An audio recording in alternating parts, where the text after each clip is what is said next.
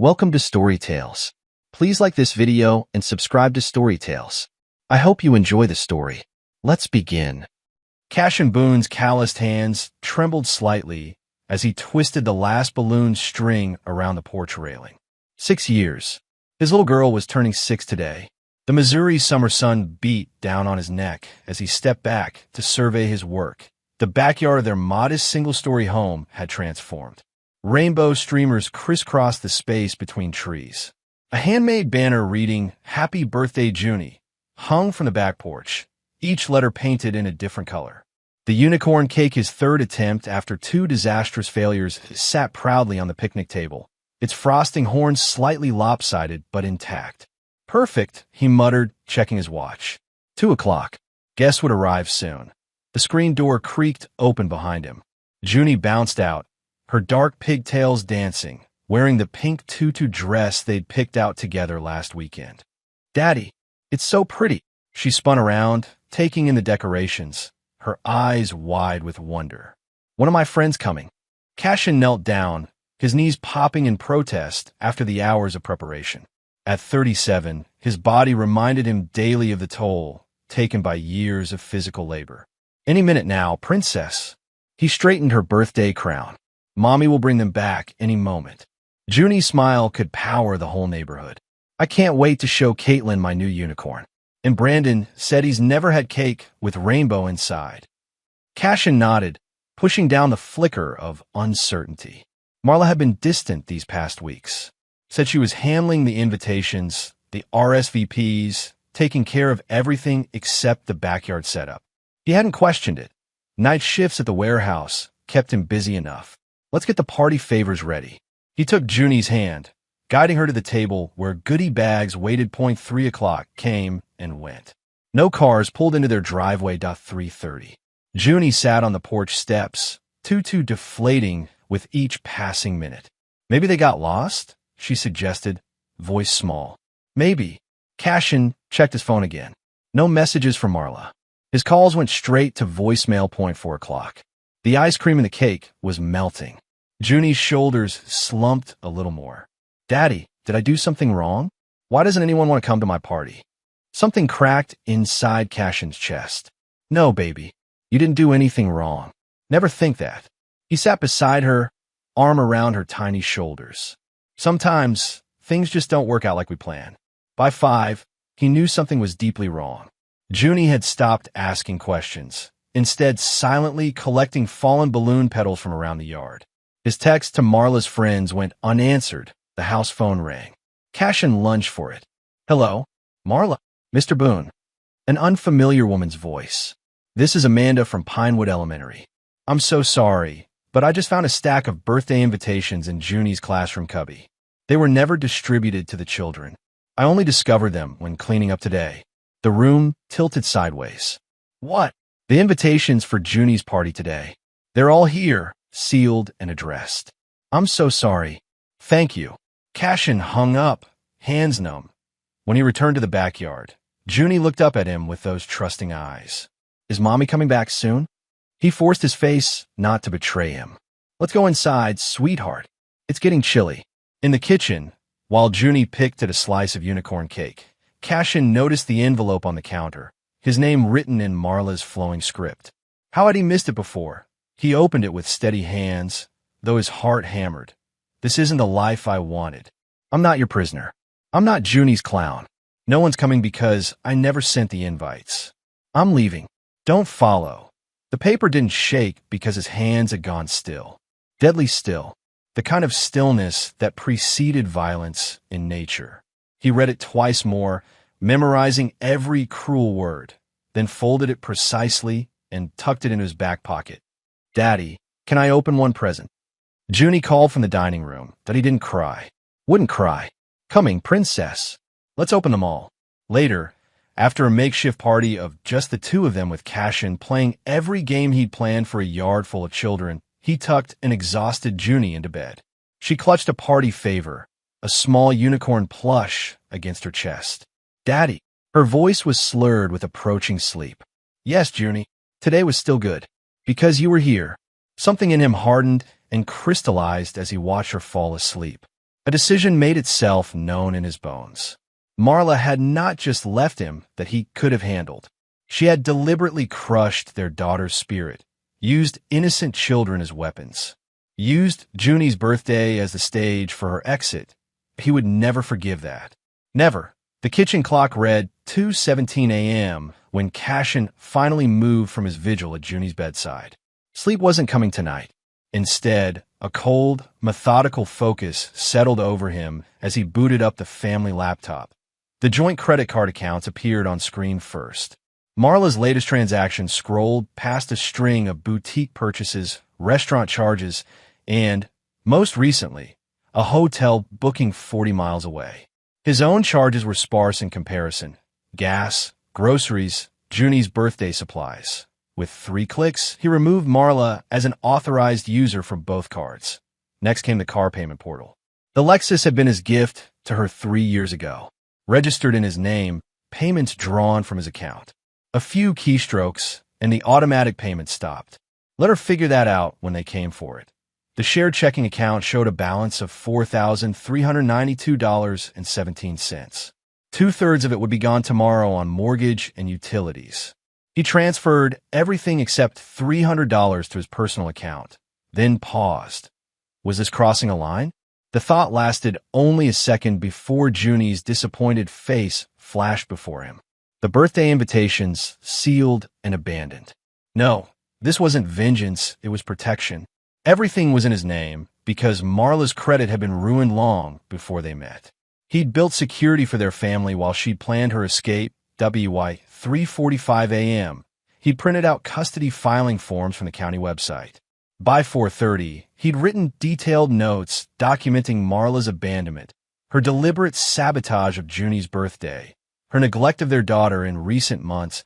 At T5:15, his alarm went off for his usual wake-up time. He silenced it, already showered and dressed.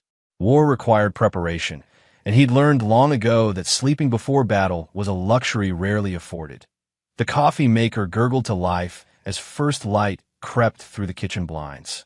Junie would wake soon, and he needed to be ready not just with breakfast and a smile, but with answers for the questions no 6-year-old should have to ask. Cheryl Bramble's house stood like a fortress on the edge of town, a 2-story colonial with pristine white columns that had always seemed to look down on him, just like its owner. Cashin parked his truck at the curb rather than in the driveway. This wasn't a social call. He rang the doorbell, listening to it echo through what he knew would be an immaculate, oversized foyer. Footsteps approached, not the hurried clip of someone eager to answer, but the reluctant shuffle of someone checking who dared disturb. When the door opened, the smell of expensive perfume barely masked the sour undertone of whiskey. Cheryl Bramble, with her carefully maintained blonde bob and country club attire, narrowed her eyes at the sight of him. Cashin. His name came out like something distasteful. What brings you here without Marla or Junie? It's hardly social hour. She glanced pointedly at her watch, 10:30 a.m. on a Sunday. Junie's with my neighbor. He didn't move when she failed to invite him in. I came to inform you that your daughter abandoned us. Left a note saying she's not coming back. Something flickered across Cheryl's face, not surprise, but annoyance. Like he'd mentioned a minor inconvenience rather than the implosion of a family. Well, she straightened her silk blouse. I can't say I'm shocked. Marla was never meant for domestic captivity. Captivity, the word hung between them. Dangerous. Is that what you call a marriage and motherhood? Cheryl's gaze drifted past him to the neighbor's flower beds. My daughter was raised for bigger things than changing diapers and playing house with a warehouse worker. The insult rolled off him. He'd heard worse from her over the years. Did you know? About her plans? A small, satisfied smile curved her lips. Marla confides in me. She's been seeing someone for months. Someone more suitable. Someone at her gym. It wasn't a question. The pieces aligned in his mind: the sudden fitness obsession, the new clothes, the late-night workout sessions. A wellness entrepreneur. Cheryl's voice carried a hint of pride. Bryce has real ambition.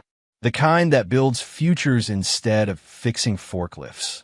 Cashin nodded once, absorbing this final confirmation. Does your pride extend to what she did to Junie? deliberately ruining a 6-year-old's birthday party, using children as pawns. For the first time, uncertainty crossed Cheryl's features. What are you talking about? She left the birthday invitations at school, made sure no one would come, then used it as her exit strategy. He kept his voice flat, watching realization dawn in the older woman's eyes. I'm sure there's been a misunderstanding. There's no misunderstanding. Cashin took a single step closer, noting with satisfaction how Cheryl instinctively backed up. I want you to deliver a message to Marla when she inevitably calls looking for money.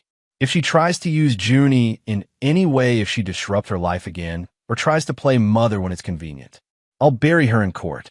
I have the abandonment documented. I have witnesses to her neglect. Cheryl's face hardened. You forget who you're threatening, Cashin.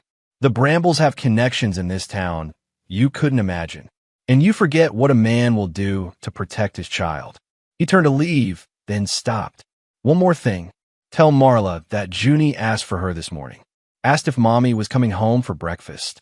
A lie, but one that might land where it needed to. I told her the truth. That Mommy chose someone else over her. He left Cheryl sputtering on her pristine porch, knowing the message would reach Marla. The Brambles thrived on drama and wielded it like a weapon. This time, he'd use that trait against them. In his truck, he checked his phone. A text from Mrs. Paterno next door. Junie's fine. We're making cookies. With it, a photo of his daughter, flower on her nose, the first real smile he'd seen since yesterday. Something in his chest both broke and mended at once. This was what mattered. Not Cheryl's disdain or Marla's betrayal. Just Junie. And he would rebuild their world, brick by brick if necessary. The boxes in the attic hadn't been touched in years. Dust rose in clouds as Cashin pulled down the container labeled Reese in faded marker. Inside, preserved like artifacts, lay the remnants of another life he couldn't save. Photographs of a grinning boy with the same dark eyes as Cashin, but none of the caution. Baseball trophies. A high school diploma that had taken 2 extra years to earn. And beneath it all, the death certificate and insurance paperwork, the bureaucratic remains of a life cut short at 23. Cashin sat back on his heels, a particular photo in his hands. Himself at 19, arms slung protectively around 16-year-old Reese. Their parents' funeral. 2 boys against the world. I tried, little brother, he whispered to the image. I worked 2 jobs, kept the apartment, made sure you finished school. What he didn't say aloud, I wasn't enough. The memory cut fresh, coming home from 14-hour shift to find Reese blue-lipped on the bathroom floor, needles still in his arm. The screaming emptiness that followed. The crushing weight of failure. The insurance money had sat untouched in an account for years. Blood money, he'd always thought. But now it could serve a purpose. Marla didn't know about it. He'd never told her the full story of Reese. She knew his brother had died young, but not how, not why. He'd been too ashamed that he replaced the photo and closed the box. Decision made. The past could haunt him, but it could also arm him. Trent Belker's office smelled of coffee and machine oil. The warehouse foreman looked up as Cashin entered, his weathered face creasing with concern. Heard you needed to talk. Trent gestured to the chair opposite his cluttered desk. Everything okay? Cashin sat, his body heavy with 2 nights of minimal sleep. Marla left. Took off yesterday. Left a note saying she's not coming back. Trent's bushy eyebrows shot up. Damn, Boone. I'm sorry to hear that. Needs to be said officially. I have Junie to think about, and I'll need some flexibility with shifts while I sort things out. Cashin's voice remained steady. Practical. I've got court filings to prepare, childcare to arrange. Take whatever time you need. Trent slid a form across the desk. We can code it as family emergency leave. 2 weeks paid, more unpaid if necessary. Cashin nodded, signing the paper. Appreciate it. Trent studied him. You're taking this calmly. A humorless smile touched Cashin's lips. Not my first catastrophe. The guys will want to help. We can set up a rotation for meals. Maybe. No. The word came out sharper than intended. Cashin softened his tone. Thanks, but Junie needs stability right now. Not a parade of well-meaning mechanics bearing casseroles. Trent nodded slowly. Fair enough. But the offer stands. He hesitated. She say why? Said she wasn't meant to be a prisoner. Cashin's jaw tightened. Turns out she's been seeing someone else. A trainer at her gym. Christ. Trent shook his head. What are you going to do? The question hung between them, loaded with unspoken meaning. The warehouse crew was family of sorts. They'd celebrate together, helped each other move, watched each other's kids in a pinch. They also knew what happened to the delivery guy who'd stolen Cashin's tools last winter. Nothing illegal. But the man had transferred to another facility within a week, reputation in tatters. I'm going to take care of my daughter. Cashin stood. And make sure Marla never hurts her again.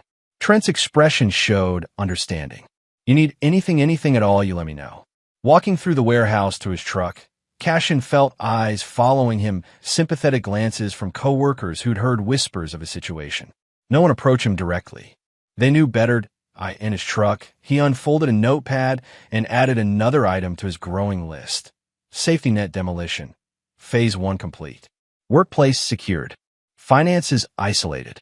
Home base stabilized. Phase 2 would require reinforcements. 40 minutes outside town, the Green Valley extended stay gleamed with false luxury, a budget hotel masquerading as upscale accommodations. Room 217. According to the information Cashin had coaxed from Marla's ditzy friend Rachel, with a fabricated story about returning Marla's medication. He parked across the street at a diner, nursing a coffee while watching the hotel entrance. 3 hours in, his patience was rewarded. Marla emerged, hair freshly styled, wearing a dress he'd never seen before. She laughed, head thrown back, hand resting on the arm of a tall man with the artificial tan and too white smile of a TV salesman. Bryce Fenlow, the wellness entrepreneur. They climbed into a sleek black BMW, also new, and drove toward downtown. Cashin followed at a distance, years of hunting with his father having taught him the art of tracking without detection. The car stopped outside a storefront gym with a garish sign, Elevate, Fitness and Life Transformation. Beneath it, smaller text boasted, home of Bryce Fenlow's elite training program.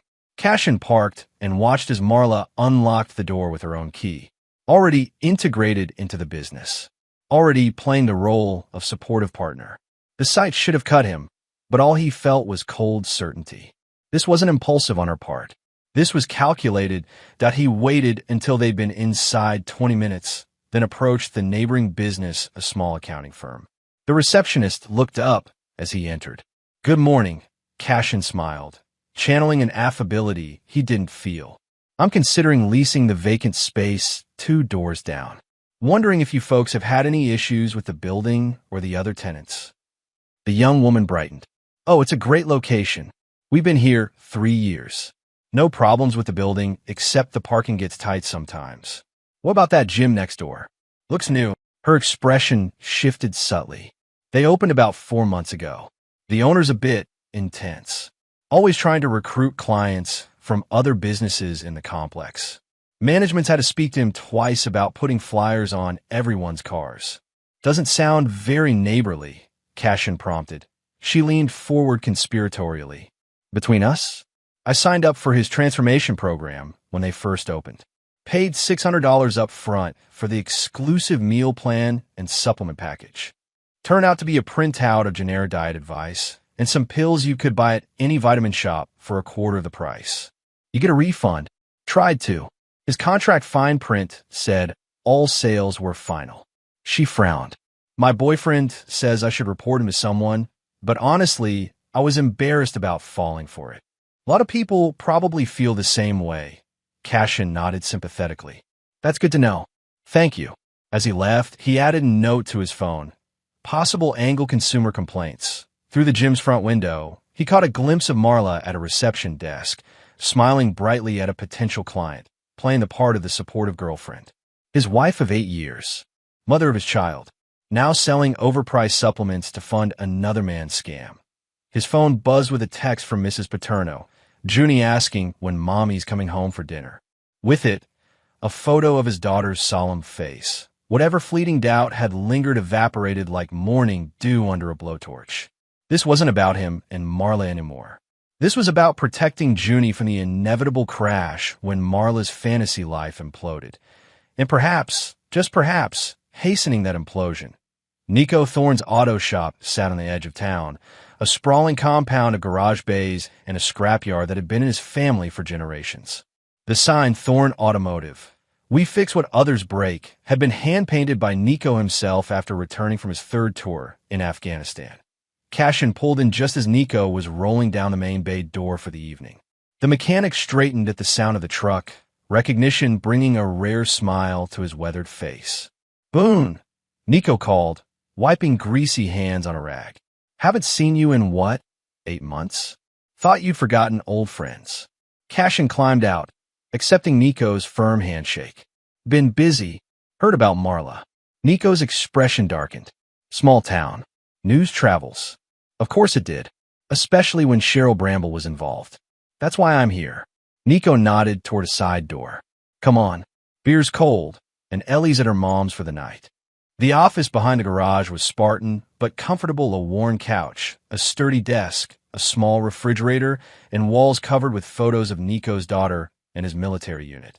Nico handed Cashin a beer and dropped into the desk chair. "So," Nico said after they'd both taken a drink, "what's the damage assessment?" She cleaned out her closet, left a note, and deliberately ruined Junie's birthday party on her way out. Cashin kept his voice neutral, though his grip on the bottle tightened. "She shacked up with some trainer from her gym. Guy named Bryce Fenlow." Nico's expression hardened. "The one with the diet pill scheme? Man's a snake. You know him. Know of him." Ellie's teacher got suckered into one of his transformation challenges, lost $3,000, and ended up in the hospital with heart palpitations from whatever garbage he was pushing. Nico took a long drink. "I offered to have a conversation with him about it." Teacher declined. The implied threat behind conversation wasn't lost on Cashin. Nico had always been direct in handling problems. "I'm not looking to break kneecaps," Cashin said, "but I need information. Legal leverage. I'm going for full custody of Junie, and I want to make sure Marla's house of cards collapses before she thinks about fighting me for it." Nico leaned back, studying him. "Why come to me? You got plenty of friends closer to home. Because you understand what's at stake." Cashin met his gaze steadily. "You're raising Ellie alone. You know what it costs. What it takes." After his wife's death from cancer 3 years ago, Nico had rebuilt his life around his daughter with the same precision he'd once used to rebuild engines: methodical, unyielding, complete. "What do you need?" Nico asked finally. "Eyes and ears. Information. Marla's using some of my credentials to build this new life. I need to know exactly what, so I can cut it off without looking like I'm targeting her." Nico nodded slowly. "I might know some people. Former clients with connections to the business licensing office. County records. I don't want charity," Cashin clarified. "I'll pay for whatever needs paying. This isn't about money." Nico's voice hardened. "This is about holding people accountable. I hate liars. Always have." He stood, moving to a filing cabinet. "My cousin Delia works at the bank where most of the strip mall business owners have accounts. She's discreet. I don't want anyone risking their job. She owes me. I rebuilt her ex-husband's truck last year. Made sure a few critical bolts weren't quite tight enough." A grim smile touched Nico's lips. "Nothing dangerous. Just inconvenient." For the first time in days, Cashin felt something loosen in his chest. Not relief, exactly, but the comfort of having someone who understood the rules of engagement. "I have one condition," Nico said, returning to his seat. "You bring Junie over for dinner with Ellie and me tomorrow night. That girl needs to know she's got more people in her corner than just her old man." Cashin nodded, unexpected gratitude tightening his throat. "Deal." They spent the next 2 hours mapping out a strategy, not through illegal means or direct confrontation, but through the power of community knowledge and legal documentation. By the time Cashin left, he had a list of names, businesses, and potential pressure points that could be leveraged without ever appearing to come from him directly. As he drove home, a text from Nico lit up his phone. "You're not alone in this fight, brother. We protect our own." The words settled something in Cashin, a reminder that while Marla might have Bryce and her mother, he had something more valuable: allies who understood the meaning of loyalty. Pine Grove Elementary looked smaller in daylight than it had at the parent-teacher night months ago. Cashin walked the polished hallway, following the secretary's directions to room 112. The call from school had been brief but concerning. Junie's behavior has changed drastically. We need to discuss some drawings she's made. Outside the classroom, children's artwork lined the walls, bright, chaotic expressions of young imaginations.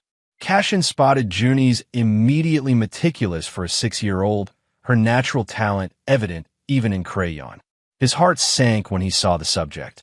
A table set for a party, chairs empty, a small figure standing alone. Mr. Boone. He turned to find a woman watching him, early 30s, with kind eyes and a practical bob. She wore a paint-splattered smock over simple clothes. Miss Claret. He extended his hand. Thank you for calling me. Please come in. She led him into the empty classroom. The children are at music class. I wanted us to have privacy. The room was a riot of color and educational materials, but impeccably organized. She gestured to an adult-sized chair at a reading table. I understand Junie's home situation has changed recently. She began gently. Cashin stiffened. Who told you that? Junie did, in her own way. Ms. Claret opened a folder containing several drawings. These are from the past 3 days. We've been working on a My Family project. The progression was heartbreaking. First, a typical family portrait, Cashin, Marla, and Junie holding hands in front of a house. Then just Cashin and Junie. The final drawing showed Junie alone at what was clearly her birthday table, with empty chairs around it. She told the other children her mommy didn't want to be her mommy anymore, Ms. Claret said quietly. When Bailey Peterson asked why no one came to her party, rage flared in Cashin's chest. The invitations were never delivered. Her mother deliberately sabotaged her birthday before leaving us. Ms. Claret's professional neutrality slipped, shock registering briefly. I see. That explains some things. She hesitated. Junie's always been one of my most engaged students. This week, she's withdrawn. Doesn't raise her hand. Sits alone at lunch. What can I do? The question came out rawer than he intended. Children are resilient, but they need consistency. Honesty, appropriate to their age. And a safe space to express their feelings. She offered a tentative smile. I've started a lunch bunch group. Just a few kids who need extra support. Junie's welcome to join. I'd appreciate that. Cashin ran a hand through his hair. I'm figuring this out as I go. You're doing better than you think. Ms. Claret's voice softened. Most parents in your situation wouldn't notice the changes so quickly. Wouldn't make themselves available to come in mid-work day. She's all I have. He looked up, meeting her gaze directly. I won't let her think this was her fault. Something shifted in Ms. Claret's expression of recognition, perhaps of the depth of his commitment. If it helps, she said, I noticed the birthday invitations in her cubby last week. I mentioned it to Mrs. Boone when she picked Junie up. She said they decided to hand-deliver them instead. The confirmation of Marla's deliberate cruelty hit like a physical blow. Thank you for telling me. I shouldn't have, professionally speaking. Ms. Claret gathered the drawings. But as someone who cares about Junie, I thought you should know all the facts. As they walked toward the door, she handed him a business card. My cell number's on the back.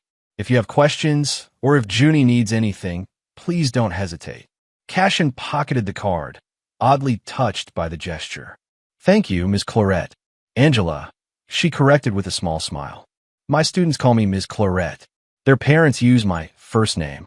The simple normalcy of the interaction, so unlike the tension-filled exchanges of the past days, caught him off guard. Angela, then. Thank you. Walking back to his truck, Cashin felt a strange duality, the hollow ache of seeing Junie's pain manifested in her drawings, alongside a curious lightness from the conversation with Angela Claret.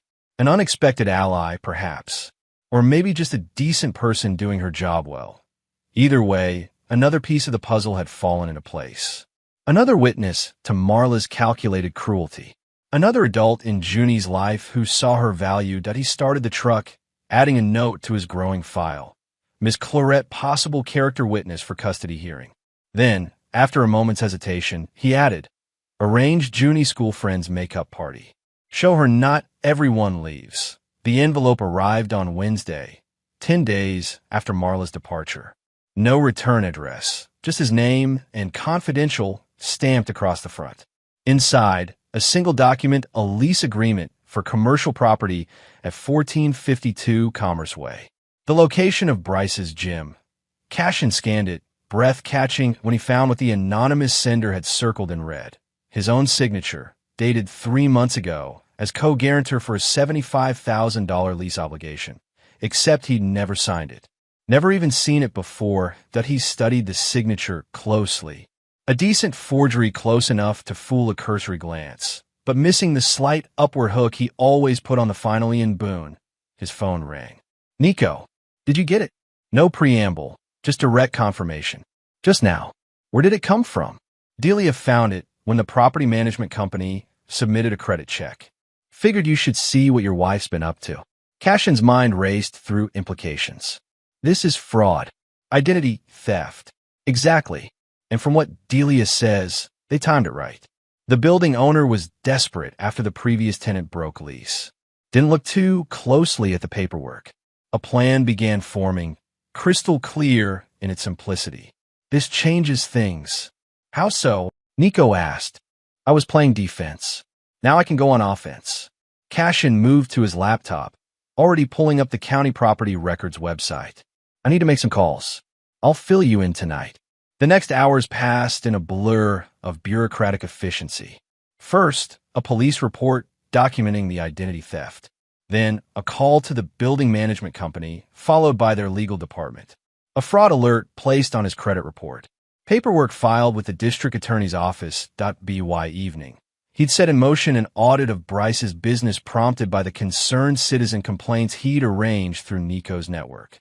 5 former clients willing to testify about false advertising and unfulfilled contract obligations. But the masterstroke came at midnight when he logged into his long-dormant investment account, the one holding Reese's insurance money.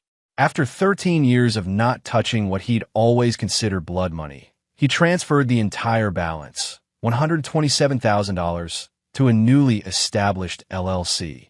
Phoenix Holdings. 3 phone calls and 1 wire transfer later, he had an appointment with the building's owner, a man now desperate to unload the property after learning his primary tenant's lease was secured through fraud. The symmetry felt right. Money from one tragedy funding the resolution of another. Reese would have appreciated the irony. "This is for Junie," he thought as he finalized the transfer. "And for you, little brother. Should have used this to help you when you were alive. At least it can protect what matters now." The headlines in the local paper were modest but effective. "Local gym under investigation for consumer fraud," and 3 days later, "Fitness center closed pending criminal charges." Cashin watched it unfold from a distance, never directly involved but orchestrating each domino's fall. The property transfer went through silently. Ownership vested in Phoenix Holdings with no public connection to him. The eviction notice, however, was very public, posted on the gym's door during peak business hours. Reports came back through Nico's network. Bryce, panicking, tried to secure emergency funding. Marla, shocked to discover her credit cards suddenly declined, her access to Cashin's accounts terminated. The BMW, repossessed from the hotel parking lot after Bryce missed 2 payments. The final blow came when an anonymous tip to a local blog revealed the identity theft angle, complete with copies of the forged documents. The story spread through town like wildfire, fueled by the long-standing community respect for Cashin and his reputation as a straight shooter. Cashin was in the courthouse filing room when he overheard 2 clerks discussing it. "Can you believe that Bramble woman? Forging her husband's signature while he's working nights to support their family. Always thought she had her nose in the air for someone who married a mechanic. Guess now we know why, just using him until something shinier came along. And on her daughter's birthday, who does that?" He kept his head down, reviewing custody paperwork, allowing himself just a moment's satisfaction. The court of public opinion had rendered its verdict, and no amount of Cheryl Bramble's social connections could overturn it. That afternoon, during his court-scheduled custody hearing, Marla failed to appear. Her lawyer, a nervous young man, clearly uncomfortable with the situation, requested a continuance. "Your Honor," he stammered, "my client is experiencing some unexpected financial difficulties and could not arrange transportation today. The judge, a stern woman with 3 decades on the bench, peered over her glasses. Mr. Rossi, this is a custody matter involving a 6-year-old child. Transportation difficulties are not acceptable excuses. I understand, Your Honor, but furthermore, the judge continued, reviewing her notes, I have before me documentation of abandonment, evidence of identity theft currently under criminal investigation, and school records indicating deliberate emotional harm to the minor child. She looked up sharply. Is your client contesting any of these facts? The lawyer swallowed. We would like time to prepare a response. Mr. Boone has requested emergency sole custody with supervised visitation only. The judge turned to Cashin. You're not seeking to terminate parental rights at this time? No, Your Honor. Cashin stood straight, his voice steady. I believe Junie should have a relationship with her mother, but one that's structured and secure. The documentation of her recent behavior demonstrates that unsupervised access presents a risk to Junie's emotional well-being. The judge nodded, satisfied. Temporary emergency custody granted to the father, with supervised visitation for the mother to be arranged through family services. We'll revisit permanent arrangements in 90 days. She banged her gavel. Next case. Outside the courthouse, Cashin allowed himself a moment's pause on the steps, sunlight warming his face. Not a victory celebration, he took no joy in any of this but acknowledgement that the first phase was complete. Junie was legally protected. His phone buzzed with a text from Angela. Heard the news. Junie had a good day today. She shared a circle time that, Daddy fixed it so Mommy can't take me away. Thought you'd want to know. Something tightened at his throat. For all his planning and machinations, that simple message meant more than any legal victory. Later that evening, as he tucked Junie into bed, she looked up with solemn eyes. Daddy, is Mommy in trouble? He chose his words carefully. Mommy made some bad choices, honey. And when grown-ups make bad choices, there are consequences. Like when I don't clean my room and lose screen time. Something like that. He smoothed her hair. But no matter what, you didn't do anything wrong. And you'll always have me. She nodded, considering this with the gravity only children can bring to simple truths. Mrs. Paterno says sometimes families change shape but don't break. Like water can be ice or steam, but it's still water. Mrs. Paterno is very smart. Cashin kissed her forehead. Get some sleep, princess. Tomorrow's a new day. As he turned out the light, Junie's voice came once more from the darkness. Daddy, I'm glad our family is just you and me now. It feels quieter. Out in the hallway, Cashin leaned against the wall, her words washing through him like a cleansing tide. Out of the chaos, his daughter had found peace. It was all that mattered. 6 months passed like the turning of seasons' gradual change, so consistent you only noticed when looking back at where you'd started. The house, once cluttered with Marla's endless decorative pillows and scented candles, had simplified into a home of practical comfort. Cashin had repainted Junie's room galaxy purple instead of princess pink, at her request. The backyard now featured a sturdy treehouse he and Nico had built over 3 weekends, with Junie as self-appointed supervisor. The repair business had started almost accidentally. First, Nico needed help with a transmission rebuild that coincided with Ellie's dance recital. Then word spread that Cashin Boone was doing side work. By month 4, they'd formalized a partnership, Thorne and Boone Specialty Repairs, with Cashin handling the precision mechanical work while maintaining his warehouse job. Today is Saturday morning in early fall. Cashin stood at the kitchen counter making pancakes shaped like dinosaurs, while Junie carefully arranged berries in a faces on each one. Ms. Claret says my reading level is almost 2nd grade now, Junie announced, placing blueberry eyes on a Triceratops pancake. Is that right? Cashin flipped another pancake. Seems like those extra reading sessions are paying off. This sessions had begun as a practical solution Angela offering to help with Junie after school twice a week, while Cashin balanced work schedules. They'd evolved into a comfortable routine, often ending with Angela staying for dinner. She says I should start a journal, Junie continued, to write down important things I want to remember. That's a good idea. Cashin slid the finished pancakes onto plates. What kind of important things? Junie considered this seriously. Like how you made my party the second time. And how Ellie's my best friend now. And how Miss Claret always brings the cookies with no nuts, because I'm allergic even though the other kids like the nut ones better. The doorbell rang, interrupting the moment. Junie jumped down. That's them. She raced to the door while Cashin wiped his hands, smiling at her enthusiasm. Saturday breakfast had become a standing tradition, Nico and Ellie joining them, occasionally Angela too. Voices in the entryway, the familiar sound of Ellie and Junie's excited chatter, Nico's deep laugh. Cashin added more batter to the griddle. Life had found its new rhythm. Later, after breakfast and a chaotic board game that ended with Nico dramatically falling off his chair to make the girls laugh, Cashin walked Angela to her car. "Thanks for coming," he said, the words simple but genuine. She smiled, tucking her hair behind her ear. "Thanks for inviting me." Again, something unspoken passed between them, the careful, deliberate pace of whatever this was becoming. Neither rushing, both aware of the precious cargo watching from the porch. "The girls want to try that new hiking trail tomorrow," Cashin said. "If you're free, we could make a group thing." "I'd like that." She opened her car door, then paused. 6 months ago, I worried about Junie every night. Now I look forward to seeing what new adventure she's tackled." "You've done that, Cashin. You rebuilt her world." The words settled around him, warming something that had been cold for too long. "We all did." As Angela drove away, Nico approached from the house. "So, you finally going to ask her out properly? Or are we all pretending these group activities aren't just elaborate excuses?" Cashin shook his head, smiling. "Taking it slow. Nothing wrong with that." Nico clapped him on the shoulder. "Good things are worth the wait." The letter arrived on a Tuesday, nearly 8 months to the day since Marla had left.